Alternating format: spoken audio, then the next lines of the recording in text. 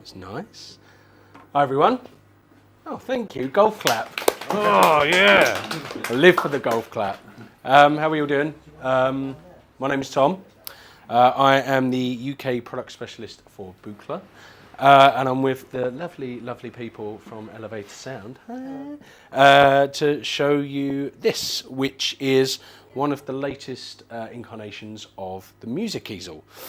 The Music Easel is a very special instrument that holds a very particular place in a lot of different people's hearts and studios, and it's a very special instrument that, for lack of a better term, is absolutely amazing for performance. It really is an incredible performance instrument that takes the essence of everything that's special about Buchla, everything that's different about Buchla, and distills it into a very compact, capable performance synthesizer.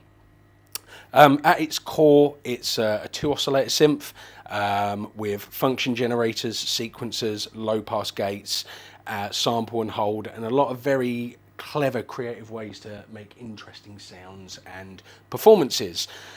Before we start cracking the nut of the easel, I wanted to just give you a little bit of a background about Buchla as a company.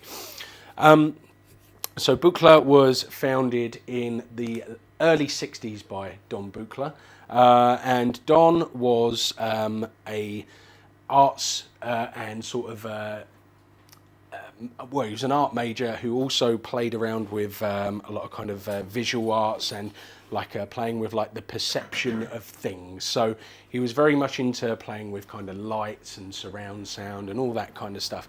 And he came from a very kind of polar opposite world to Don Buchla, that was sort of like surrounded by musicians and very technical things. He was sort of surrounded by more artistic things.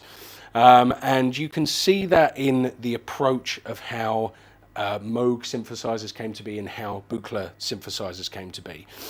The Moog approach was very much trying to emulate other instruments. So if you listen to something like Switched On Bach, which was one of the most kind of prolific electronic records ever, that was someone trying to legitimize the synthesizer by making it sound like an orchestra, making it sound like Bach, making it sound like cellos and flutes and all that kind of stuff.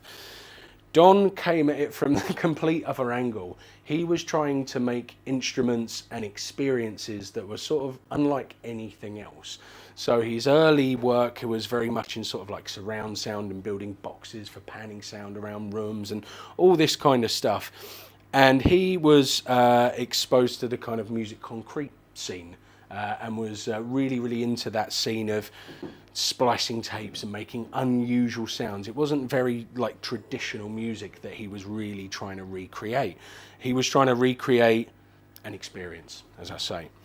So in the late 60s, Don teamed up with a gentleman called Morton Subotnick. Some of you might be familiar with an album called Silver Apples of the Moon. It's a really good album. You should all definitely check it out. It's incredible. It's one of the first sort of very avant-garde experimental electronic albums. There was a lot of stuff done with music concrete. There was like tape loops, splices, that kind of stuff. But this was the first thing that was really done using electronic instruments.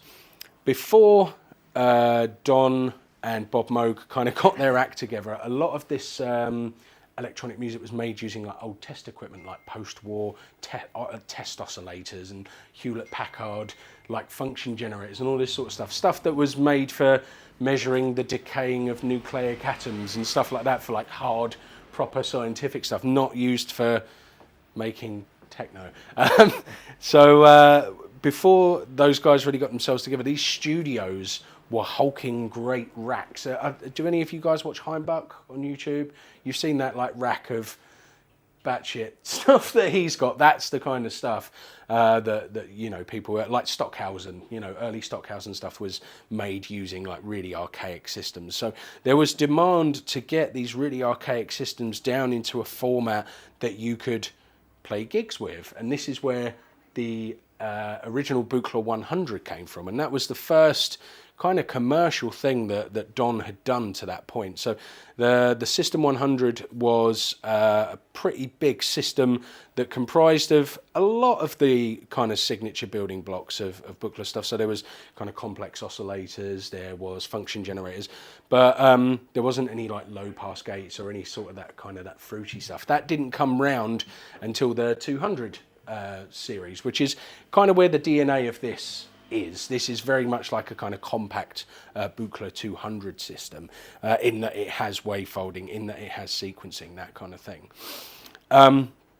It's worth noting the projects after the 200. So the thing with the 200 system, you can look in many of these Eurorack cases here, these lovely Eurorack cases here, and I reckon I could probably pick out about 10 or 15 modules that are inspired by a Buchla design. That those designs were so irreverent and so important and so unique that they spawned clones even up until this day. There's still things like in the Arturia Polybrew with the metallizer. That's a wavefolder. You know, that's very much a Buchla vocabulary that's still finding its way into modern designs even to this day. After the 200 system, so that was a very, very successful system. So that I think that started in 1979 and finished in 83. Someone will correct me in the chat. Those are definitely the wrong dates, but around about then. So that kind of went out of production. Then Don moved into microprocessor controlled synthesizers. So he had a system called the System 300, which was an analog modular synthesizer that could store and recall presets. And this is all before kind of microprocessors became very affordable and available. You know, that was quite a big thing in the time. And then after that, Don moved on to a synthesizer called the System 700 or the Buchla 700, which is I wish I had a picture of it actually. I'm doing it with my hands. It's not doing it any justice. It's a really mad synthesizer that's all based on touch strips. And it has many, many oscillators, many, many effects, many, many sequences, many, many crazy things in there. It's almost like, when you hear it, it's like a polyphonic noise engineering system. It's like really quite harsh and gnarly. It's like a big industrial box. It's really, really cool. That was quite ahead of its time as well because it had preset recall. It could communicate with a computer. It was very, very incredible for its time. And then Don moved into designing things for other companies as well. He worked with Bob Moog on the Moog piano bar, which was sort of like a big kind of, it's almost like polyphonic aftertouch before polyphonic aftertouch. So it was like a bar that would go across the piano and allowed you to add expression to notes. It's really, really clever. And then he also designed a synth for Oberheim when they were owned by Gibson, which was called the MX something or other, which was a subtractive synth, which, you know, once we start talking about this a little bit, that was unusual for for Don's vocabulary, to do something like that. Fast forward into the 2000s, Don had not been making anything under the Buchla name for a while. And he started to develop a synthesizer system called the 200E, which is still available today. It's a range that's been made for the last 20 years. It's absolutely staggering. So 200E is an evolution of the original 200 modular system. Same size format, banana jacks, all that kind of stuff, but it uses modern preset recall. So quite uniquely, you can actually use control voltage to recall the presets on it. Part of the drive for that company was to reissue the Music Easel. There's very, very few original Music Easels in circulation. People believe it's around 15 that are still in and around and in circulation and being used of the original ones. Could be slightly more, could be slightly less. And in 2010, BEMI, the Buchla Electronic Musical Instruments Company, reissued the Easel. They were then bought out by a gentleman called Eric Fox in 2018, I believe it was, when they became Buchla USA, using the old logo, back to their roots, everything back to their roots sort of thing. So as part of that company, they brought out the Easel Command that this man has, and they've also just recently reissued the Music Easel in 3 different flavors. So this is the Music Easel Retro. This is designed to aesthetically replicate an original Buchla Music Easel. It has something called, well, it's a copy of a Hal Burton case, and a Hal Burton case was what the originals came in, a little bit more archaic layout than what you get here.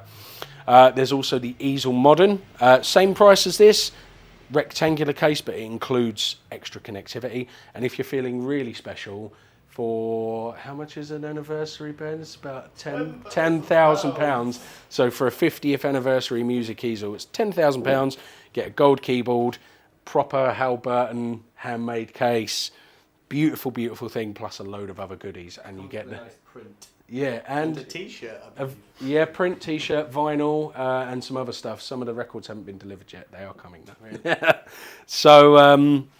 Yeah, so this is the Easel Retro. I'm a particular fan of this one because it's bare bones in a good way. It offers all of the original functionality without kind of distracting you with things like LFOs and offset generators and mixers, all that kind of stuff that's incredibly useful. But if you want the sort of real raw kind of Easel experience, this is the one. So that's a little bit about Buchla as a company. And as their kind of design background. I'm just going to talk and show you a little bit about some of the kind of signature building blocks about what makes a Buchla synthesizer a Buchla synthesizer, really, because their operation and their implementation are really kind of unlike anything else. There's going to be stuff that we're going to be familiar with now. As I said, Buchla design things have found their way into the vocabulary of different companies. So, you know, things like wavefolding, very much a Buchla thing. There's wavefolders everywhere. I can see about 12 in this case. But the approach is very unique in this particular synth, and in Buchla stuff in general. It's very much a... I think Easel is probably the best name they could have came up with, because it is like starting with a blank canvas. You start with something that's very, very simple, and you just start to embellish it, you start to paint. It's strange because, like, using the sliders, I know it sounds ridiculous, but it does feel like you're painting, like you're brushing. It's very, very intuitive and very, very fun.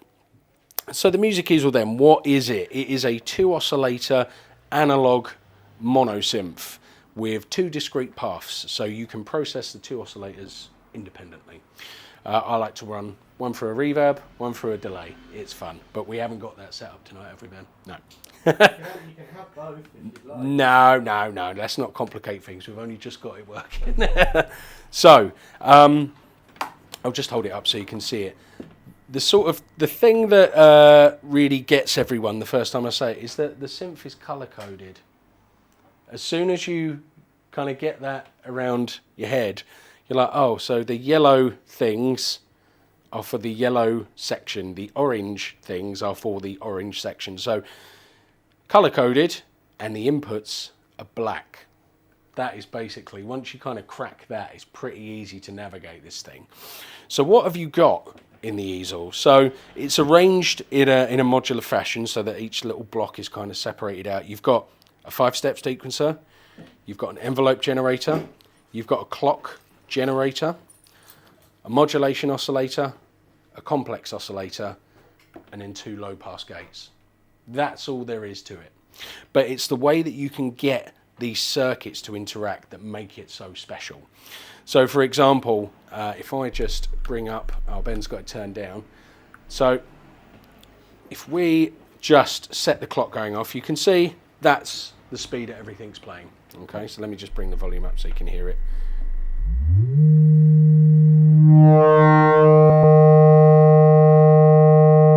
Bring it down a tiny bit. So I can now sync basically everything to that clock, as you would in a modular system. You feed it a master clock and then you start dividing stuff down. So I can make this envelope generator listen to the pulsar. So when that triggers, okay? And I can make the sequencer go in time on the pulsar. So you can run everything in sync if you want. But you can do a couple of other things as well. I can set this envelope generator to listen to these switches, which is really cool. So let me just plug this in for you.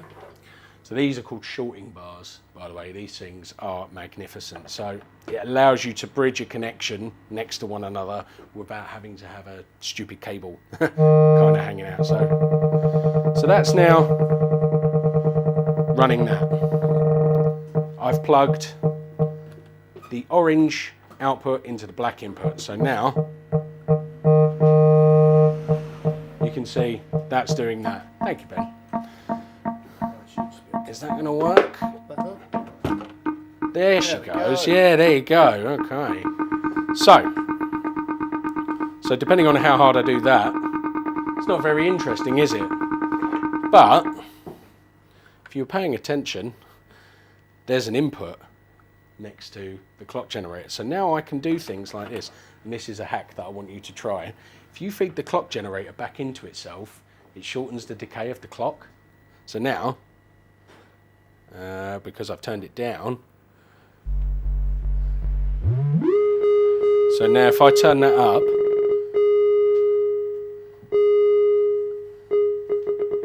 you hear that the clock's snappier now? Yeah. Yeah, if I take it out.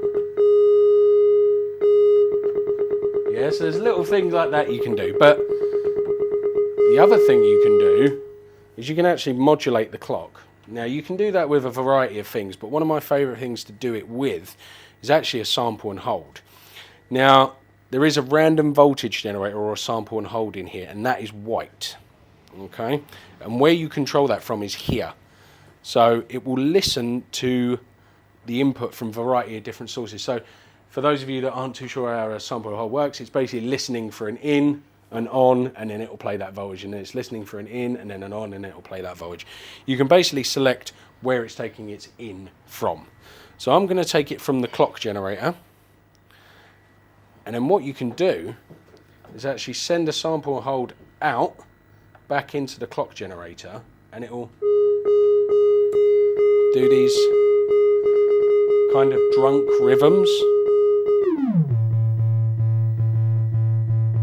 And with the sample and holds, they all have different intensities. So they all run at the same rate, but they're all different intensities. I think it goes faster to slower. Yeah, that's right. Fastest at this side, slowest at that side. So they're all clocked from the same source, but they all give different results. The slightly faster ones are closer to the oscillators because they seem to sound better for frequency modulating stuff. If you're doing kind of pitch tracking, that kind of stuff, they seem to work the best. But yeah, that's just one example of the kind of thing you can do. Everything is CV controllable, either from the front panel or, oddly, you can actually access all of the controls through this program slot as well. So the synth does come with some blank cards. You can actually solder up your own control cards for it if you want to. So showing you the clock, you can CV control the clock.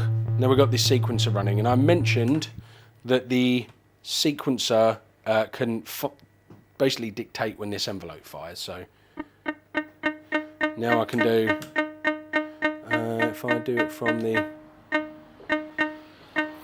so then instantly you got a polyrhythm straight away. So you go from just something very simple, this is what I said, like a blank canvas, to something that's got like, okay, where's this going to go?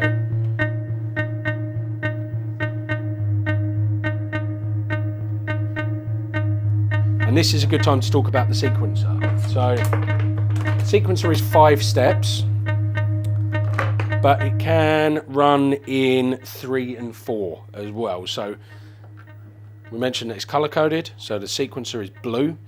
And just like you can in modulate, you can use the sequencer to sequence anything. I'm just going to so happen to use it to control the wave folder.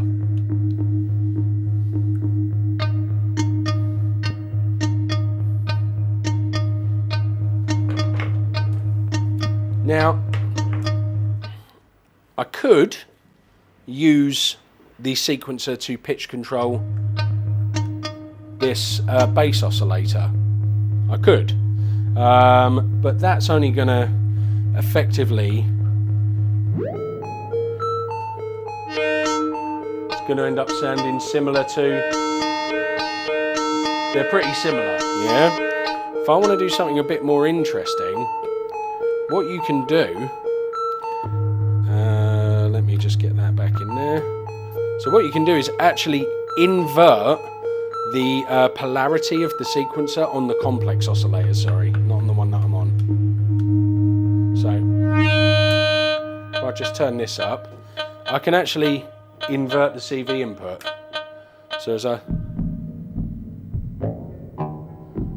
So I can use the same sequence to drive both sequencers, but it will ultimately sound a bit different.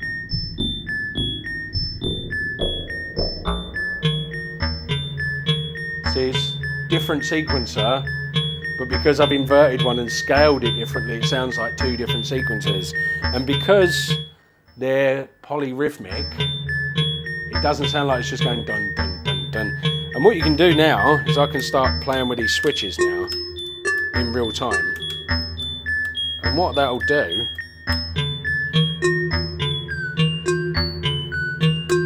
is it will start generating ideas. Now, you might be thinking, wouldn't it be good if you could CV control these switches? Well, you sort of can. There is an option on your easel command as well. You've got the option to change the modulation oscillator frequency with this input, or if you flip a little jumper on the back, it will let you control the amount of steps being produced by the sequencer. So that's 3, 4, 5. You can actually place that switch under CV control. So you can get it to do, again, something very simple that's just a clock on and a couple of voltages. You can get it to do something quite interesting quite quickly. So, clock, the envelope generator is upside down. So for anyone that does come and have a play of this once we're done talking, that throws absolutely everyone the first time they come and have a look at it. That is 0. That's a 0 envelope. That's full on, and will just drone forever. There are 3 different modes, so a bit like the sample and hold, it will take its voltage from the keyboard, it will take it from the pulsar, it's on from the pulsar, or it will take it from the sequence, these switches up here as well. So in terms of sound generation, there are 2 oscillators. There's a modulation oscillator and a complex oscillator. The differences between the two, if I just take the sequencing out of that and then turn that on, give you some pitch. So we'll just go with the complex oscillator first, just so you can hear what that's doing. It oscillates. That's exciting, isn't it? Got wide throw on the frequency switch. You've got fine tune as well. You can turn it into an LFO if you want. So if I just give that a little bit more juice with and you can, if you're good at beat matching, you can use it as a kick drum. I'm terrible at it, so I can't use it as a kick drum, but you can do that. So yeah, you can make this non-audible and then use that LFO to, you know, if you want to frequency modulate the complex oscillator.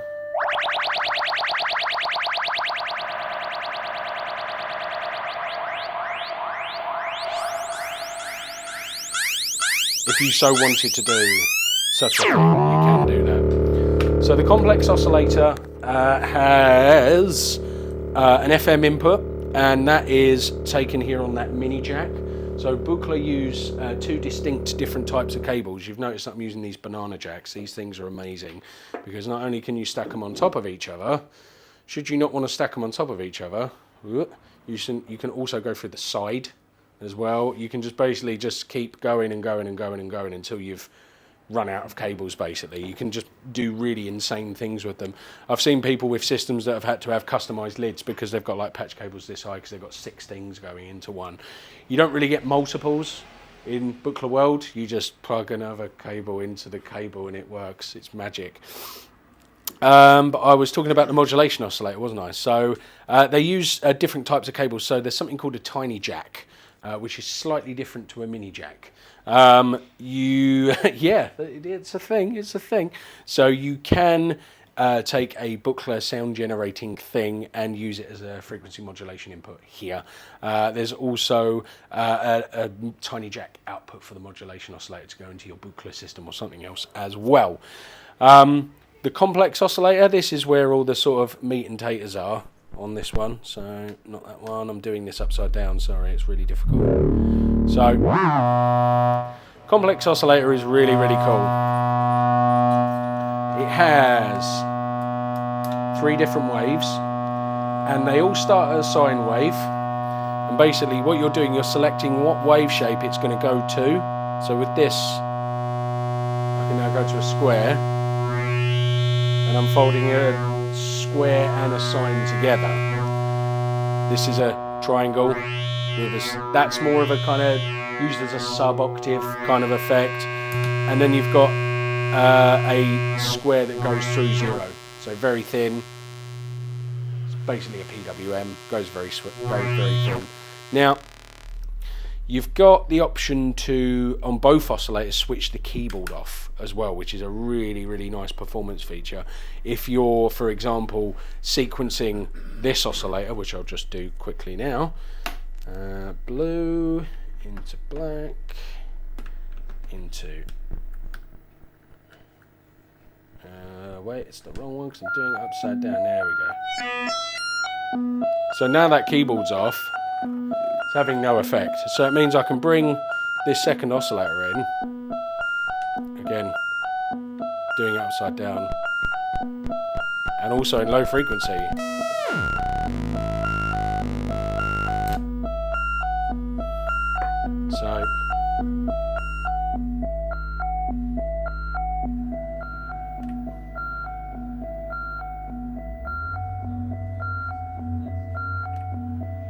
So it's not going to follow the keyboard. Hold up. It'd help if I turn keyboard control on for it, wouldn't it? So I've now got keyboard control.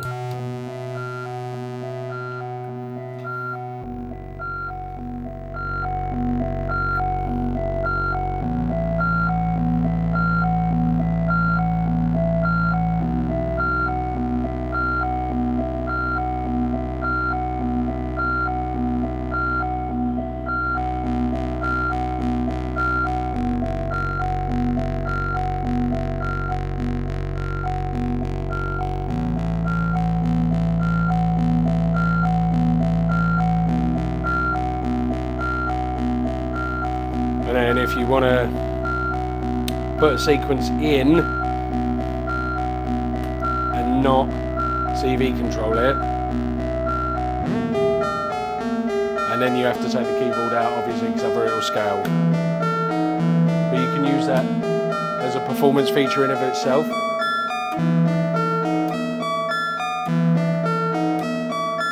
There's a lot of kind of switches and functionality on this that are designed to be played. It's very much not something you can just fire voltages into and it will just do stuff. You can, but for me, it feels like an instrument that's very much meant to be manipulated, played, tortured, for lack of a better term. So that's the 2 oscillators. So in very much kind of classic Buchla world, one is modulating the other. And you're using a, let me just turn the volume up, you're using a, doing it upside down again, sorry.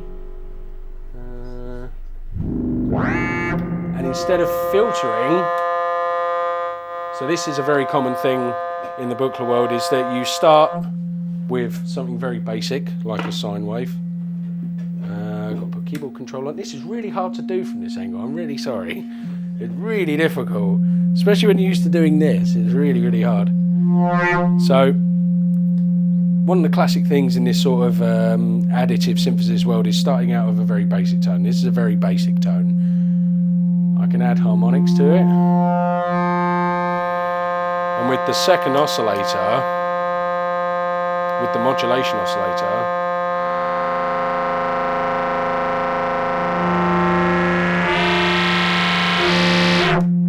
it's very quick to get something quite brash and quite quite aggressive out of it. In terms of other stuff to talk about, you've got this connectivity across the top. So the program sound source, the card input, as I mentioned, there are Buchla cards that Buchla make, oddly enough. And what they offer is the ability to access all of the switches and sliders and pots and everything behind the scenes. So you can chuck a card in there. Buchla make one called a preset manager, which actually allows you to recall presets. Really, really cool. There are third-party cards as well that are available that expand the functionality of this quite drastically. In terms of other bits and pieces across the top, you've got ancillary things like voltage inverters, inputs and outputs for the complex oscillator. There's a preamp on here as well. So if you do want to run like a mic through it, then you totally can if you want to. What that will basically do is it will go through the low pass gates. And then it's worth talking about the low pass gates because that's a signature part of the Buchla sound as well. So you may be aware of Vactrol low pass gates. That's exactly what this is. The nature of a Vactrol low pass gate is that it uses a Vactrol in the circuit, and they have a very natural acoustic decay to them. So they decay very smoothly and nicely. If that was just in a kind of VCA mode, doesn't have the same kind of smoothness that the Vactrol does. So what the low pass gate is effectively functioning as is a VCA and a low pass filter in series. That's basically what it's doing. So you're getting dynamics control and tone control at the same time. So it tends to, you've heard that term, I don't know, you might have heard that term, Buchla bongos. That is very much down to the how the low pass gates work. So I'll give you a quick demo of what Buchla bongos sound like. Speed bongo patch. Yeah. Speed bongo patch. So for anyone who sort of might be unfamiliar with inside them you have an LED and then a light dependent resistor. So when you fire a little voltage at it, the LED lights up and the resistor sort of like shrinks back and lets the sound through. And because of the way that the light in the LED decays, that's what gives it the really natural sound. People use different colour LEDs, different brightnesses to change the sound. So you get people that end up being very like anal about very specific. It's got to be this Vactrol from 1975, and it has to have the red LED. And people go crazy for it. It does make a difference, dude. But it does. And are they going away, or they're banned or something? Yes, they're illegal now. Some of them are illegal. Some of them. now. So There are some which are legal, but they're more expensive. they're more expensive, and it's also about the reason they're illegal is because they have something called cadmium in them, which is definitely going to kill you. But how many people are ripping off the Vactrol off the back of their modular synth and crunching down on it, going, yummy Vactrols? 0 people are going, yummy Vactrols. So I'd say maybe one. We should just say there's probably one. there's person probably who's one eating a guy. Vactrol. Yeah. And that's why they're made illegal, yeah. It was probably done. So I started making out a bongo patch, and then I made this, which I really like. So I'm not going to make a bongo patch now. No, I will. But this is really nice. This is just an example of something that you can get out of this very, very quickly. And I'm going to use that trick I showed you a moment ago where you run the clock back into itself to make the decay smoother.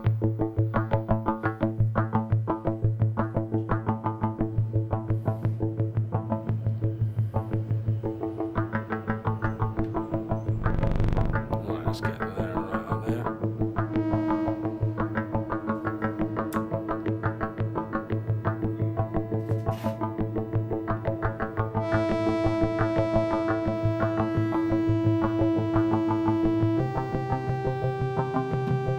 I need down octaves.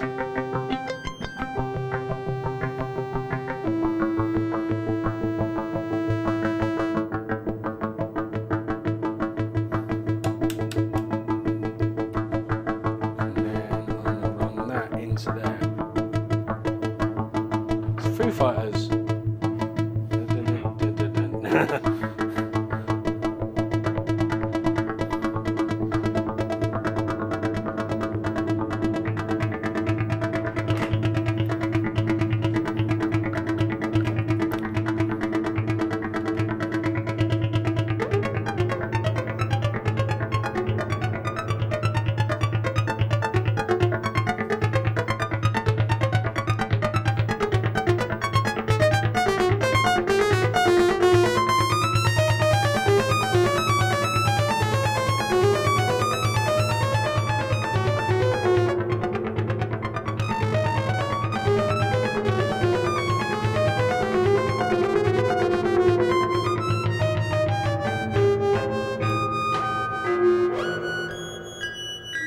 Anyone know what a Krell patch is? Yeah. So a Krell patch is a self-playing patch, and this is something that you can achieve pretty easily on the easel once you start getting like the sample and holds, the random voltages involved into stuff.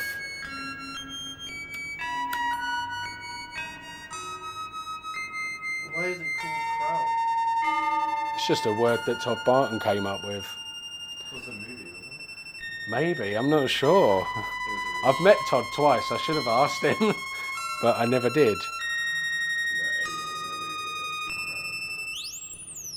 It's definitely a really good, that is a really good use of the name. Based on the 1959 movie Forbidden Planet, in a segment where they supposedly play the music of the ancient Krell race. There we go. That was from learningmodular.com. That's Chris Mayer's site. Chris Good on him, Shout yeah. out to Chris Mayer. Yeah. Good on him.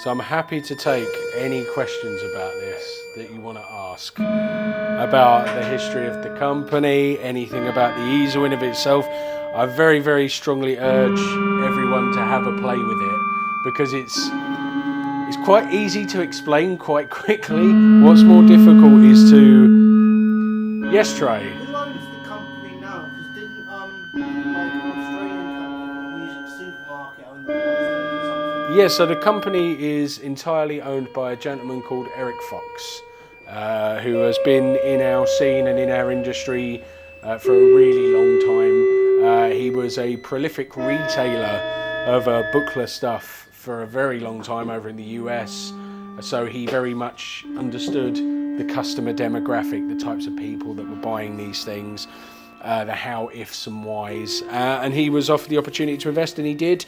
And I can tell you as a pre and post, someone that dealt with them pre-Eric Fox and post-Eric Fox have never been in a better position. They're a really fantastic group of people. Joel Devell is still in the company, so Joel was Don's understudy. So he very much worked with Don when he was making things like the Thunder and Lightning MIDI controllers. Does anyone know what the Marimba Lumina is? Yeah, so Joel basically is the god of Marimba Lumina. He's an amazing Xylo player. So yeah, the Marimba Lumina is basically like a giant polyphonic aftertouch marimba that you play with mallets, but it plays like this. But each note has like pressure. It's like this keyboard, really.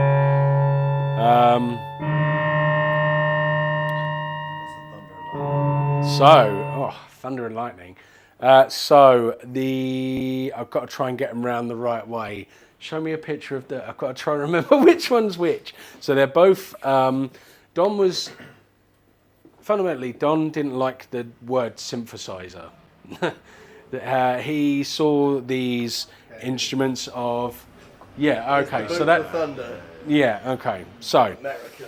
so yeah, so he was always looking for ways to, he felt that we should be interacting with instruments better than black and white keys.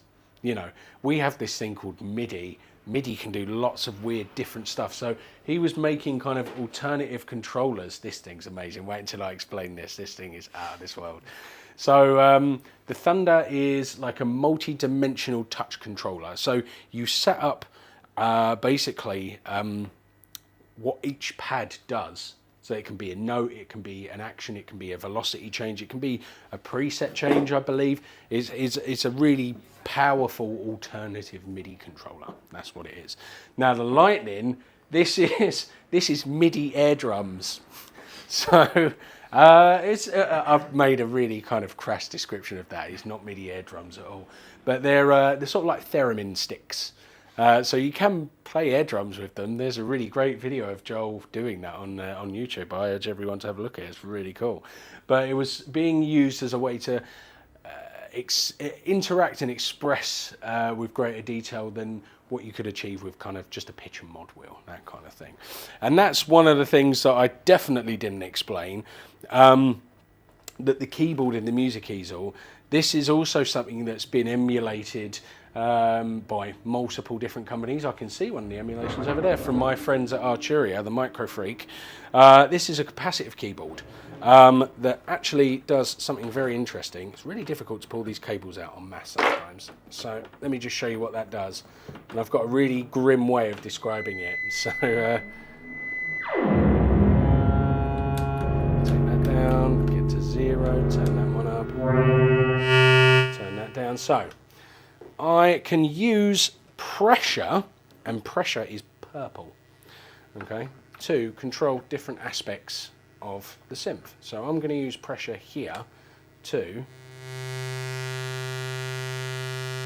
listen to the wrong oscillator. So go to sine.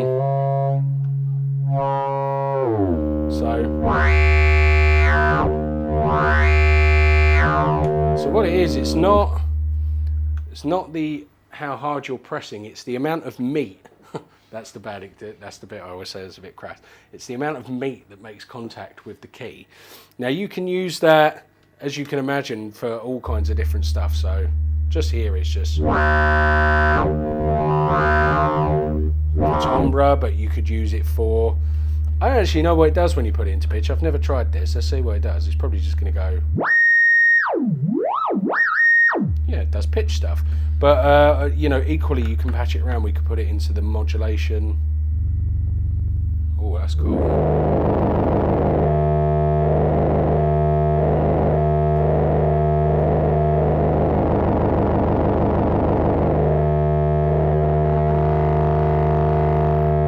So it's just another way of alternatively interacting with what you're playing. So it's not just black keys, it's, you know, you've got another dimension of expression as well. On the keyboard as well, you've got an arpeggiator that has 2 different modes. You can externally clock it, so it has an ascending, a random and an off, and then you have 4 stored voltages as well. So these can be 2 different things. They can be your octave switching. If I put the keyboard on,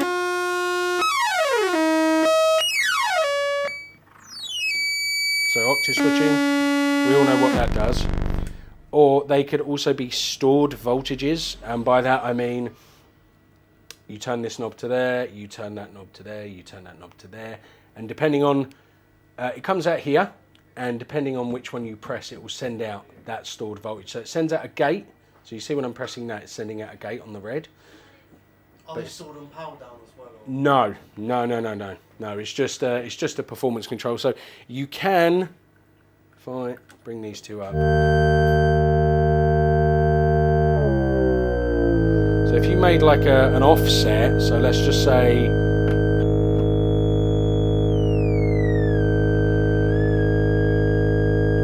keyboard, I don't want that high, I want it lower than that.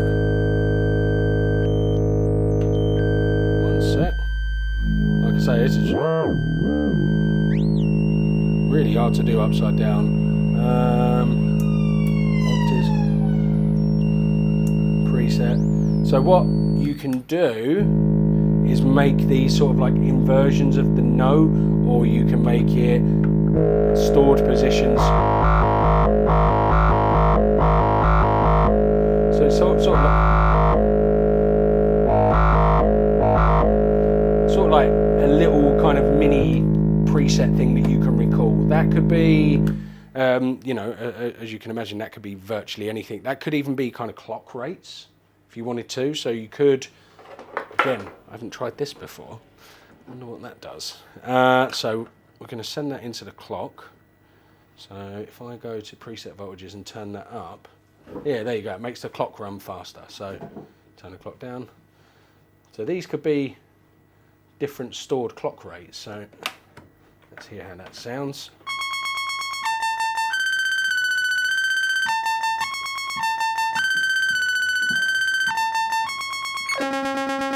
Weird, but yeah, you get the idea. You can use those preset voltages for a myriad of different things. I personally use them to sort of do kind of chords with the oscillators, that kind of thing. So I'm always moving up a 4/4, up a 7/4, up an octave, that kind of thing. I can show you that for sure. Just give me a sec. So we do have one question from the chat. Oh, go. Someone's asking, do we know why Don chose 5 steps for the sequencer?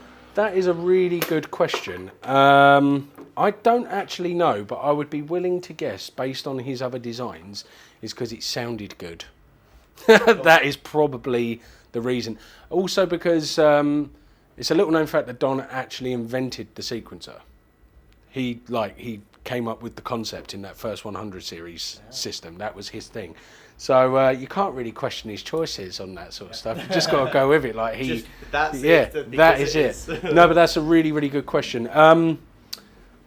Yeah, I don't actually know, but yeah, if I had to guess, it would probably be because it sounded right, and it's also because you've got the pulsar that's doing a very,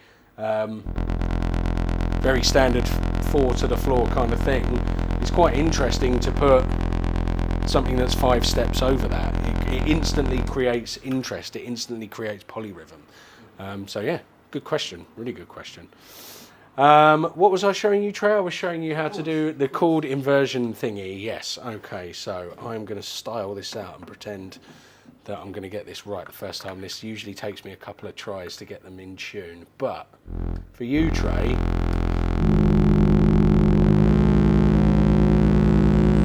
so we'll go to preset voltages. So that's 1.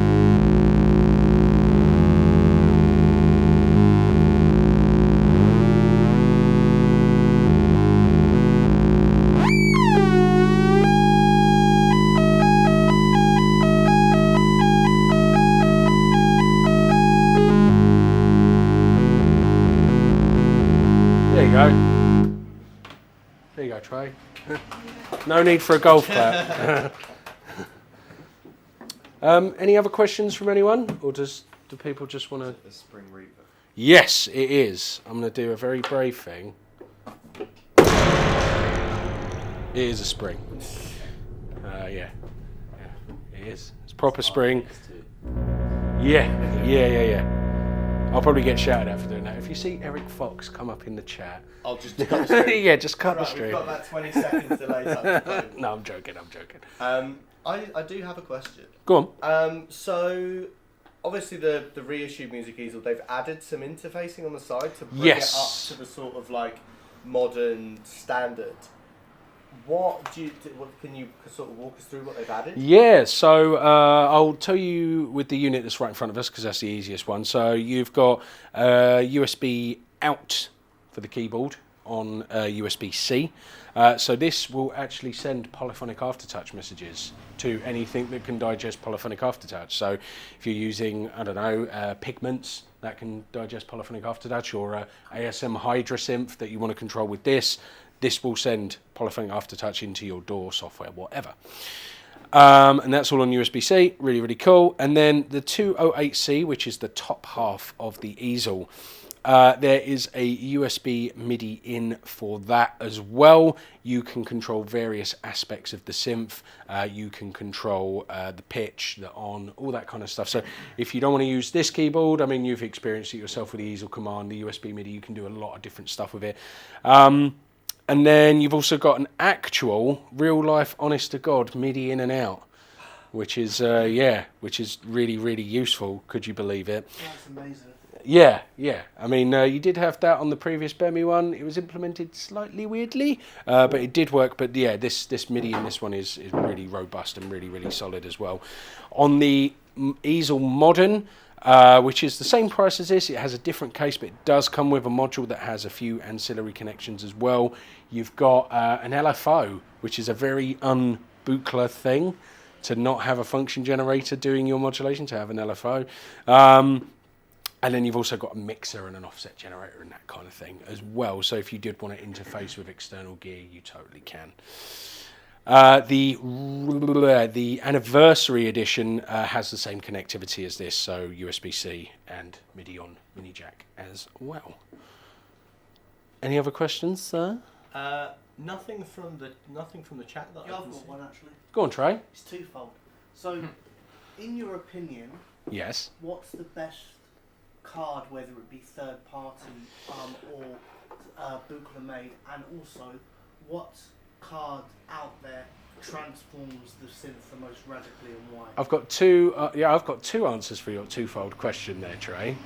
So just for people in the live stream, Trey's asking me what my favourite first-party card and what my favourite third-party card is for the expansion slot on the easel. My favourite first-party card is actually the blank ones that you can wire up yourself and lick your finger and rub across the front of it, and it makes the synth go insane. They're really, really good fun. But also, just to flip that, the preset manager for the easel is absolutely, it's a game changer, because this is a lot like a bit like what's the little white box we were playing with earlier? Pluto. Yeah, Pluto. It's very easy to lose a sound on these kind of things just with the slightest little touch, just because of how things sync and sound. So the ability to store presets is massive. And in terms of third-party cards, I really, really enjoy the Northern Light modular stuff. So Sasha, who over there, he makes an ornament and crime that goes in that slot. That is really quite something, because it allows you to quantize the voltages coming out of the sequencer. It gives you an ornament and crime effectively. But he also makes a effects processor as well that's really, really good. He makes a bunch of stuff that's great as well. And then one more suggestion is the Meta 416, which is something that is the same size as this, covered in knobs and jacks and stuff, that allows you to CV control stuff that isn't available on the front panel as well. But yeah, there's tons of first party and third party options available for this. Music Thing modular make a little clock sync generator for this as well, so you can sync it to different stuff. Yeah, there's a lot of opportunity out there as well, and it's a really good. There's a guy that's made a expansion card that's all D beams. You know, it's kind of cheesy, but I quite like it. It's just all D beams. Yeah, it's fun. There's a lot you can do through that as well. It's worth noting that you can host, I think it's 4 cards simultaneously. So there is a company that makes a bridge that goes across, and you can host multiple cards as well. Most radically transforms it, would you say, the card that most radically transforms? For me, it was actually the original Aux card. I really, really enjoyed that. It was quite simplistic. It was an extra digital oscillator, an envelope generator, and a couple of other bits and pieces. It allowed you to access some switches with voltages as well, but that really did transform the vocabulary of things that you could achieve with it. Especially having a third oscillator, that was a really, really big thing at the time for me personally. Anyway. We've got another one for the chat. Yes. Ben B has asked, I have a USA easel and I love it, but it's really temperamental with earthing. Do the new easels have the same issue? No, they do not. They do not. They are far, far, far more reliable. But there's no such thing as perfect power. Now, I've not had to ever use one of these, but this is a grounding strap that I recommend people get hold of. So this goes into one of the parts of the easel you're not using, or rather in the banana one, or you can put it in the ground, which is here on this one, sorry. And it basically just grounds the easel to you. Now, I've not had to use this ever, but with the USA easels, it was a thing that ground was slightly unstable with certain lighting conditions. Weirdly enough, on the older ones. The modern ones, the ground has not really been a consideration, but these are included for good measure. Yeah, so I would suggest to, what was his name, Ben? Ben. I would say to Ben, look at the lighting situation. Is it plugged into like a multi-output gang adapter, that kind of thing? They can be quite sensitive, the original USA ones, for that kind of thing. Yeah, all good. Any other questions from anyone? I got one. Go for it. So before I bought my easel command, I tried like numerous ways to like try and recreate the sounds. Like I got one of those acoustics, which is like really, really good, but like not quite the same. Then I tried loads of approaches in Eurorack, and like with good modules like Optimix and a bunch of make noise things. And when I finally got the Buchla itself, it just like it didn't like nothing else really sounded anything like it. Mm. And like not like in like an accuracy way, but like to me in like a quality way. And even hearing it now, I feel like it like fills the room with sound in a way that I've never succeeded with other things like Eurorack. And I just wondered like what that's down to. Like, is it like a different voltage standard? Is it just louder or like what?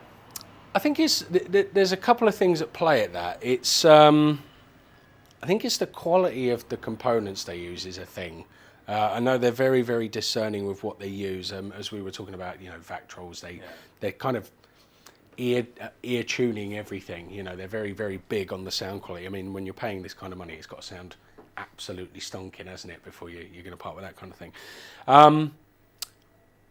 It's difficult. I always struggle to put my finger on how to explain this. There's, and Ben, you might be able to explain this better.